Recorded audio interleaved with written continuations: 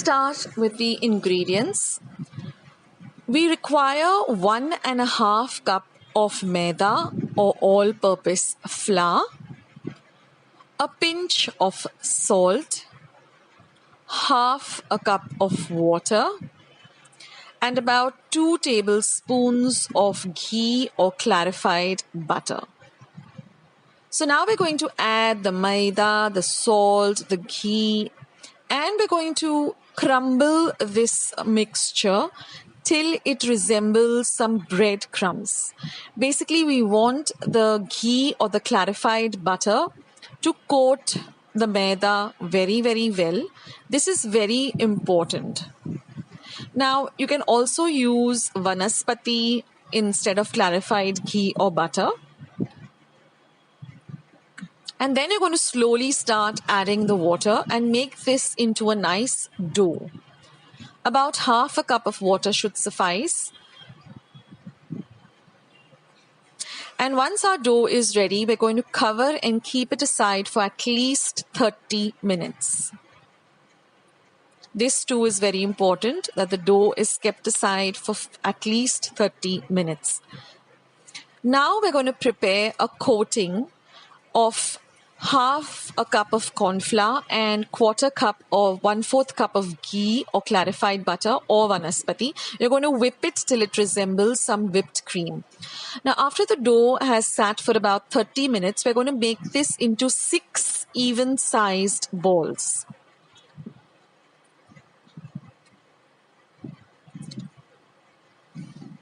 See that the balls are nice and roll smooth. And then we're just going to flour our surface and we're going to roll out each of these balls into very thin sheets. So since it is maida, it is very elastic and it's very, very easy to work with. And you'll also notice one thing, that as you keep rolling, it starts shrinking back into shape. So roll it out as fine and as thin as you're able to, and also that you can try to get all the sheets to be of the same size. Maida or all-purpose flour is very easy to work with, and just flour each of them lightly and just place all 6 of them on a plate. Now take the first sheet and then apply this cornflour and ghee mixture evenly over the sheet. You can use a silicone brush or your fingers or a spoon, whatever you're comfortable with. But see that this coating is evenly spread all over the sheet. Now you place the second sheet on top, pat it down a bit, and repeat this process till you come to the second last sheet.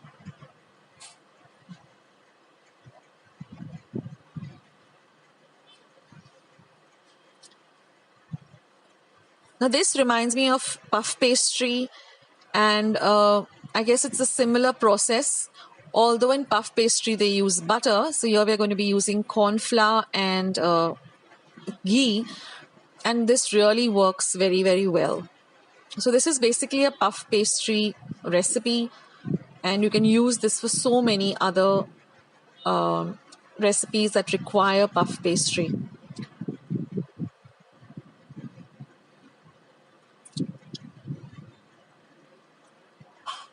So once you have evenly spread it out on the second last sheet,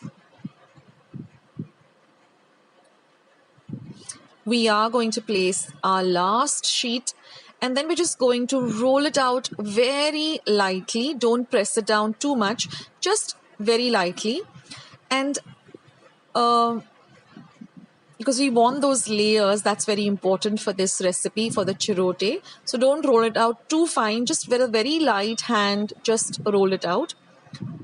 And then we're going to roll this in this manner from the broader end, very tightly. Ensure that it's very, very tight, and make it into something that looks like a sausage or a very thin, fine roll. And then we're going to cut the edges off. And then we're going to cut the rest of the roll into even-sized, thick pieces like this. they almost look like bakarvadi, the size. So make it into a thick slice like this and see that they're all even.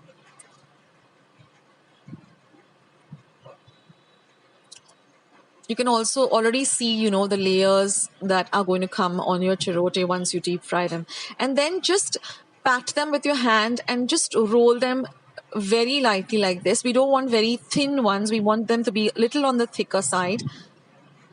Now, if you can roll them out without using flour, that could also do. But the flour does help because it doesn't stick to the platform or the rolling area. So in this manner, just press them down and roll them very lightly. And once that is done, all we have to do is heat up some oil, but we don't want the oil to be smoking hot. So heat the oil on a low to medium flame, and we're going to fry this on a low to medium flame because we want to retain the whitish golden color. We don't want a dark color for this chirote. We want to keep it more on the whiter side, yet we want it to be crispy and fried too. So the trick to that is not to fry it on a high flame but on a very low to medium flame, and plus your oil should not be very, very hot. And keep some kitchen towels ready, and also keep about half a cup of icing sugar or piti sakhar or powdered sugar. You can just take regular sugar and just powder it in your mixer or blender. We require about half a cup. Put it on a flat plate because as soon as we drain the excess oil from these chirotes, we're just going to coat them with this icing sugar.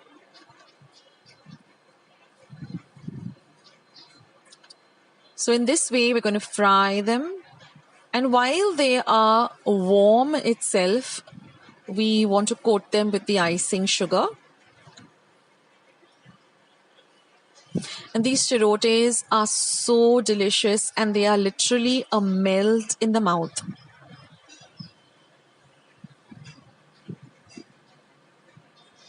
So now that the chirotes are all done, I'm just going to lightly coat them with some powdered sugar or icing sugar. They look like little clouds and they even taste like, they're so light and crispy. And that's it, friends. That's the recipe for chirotes.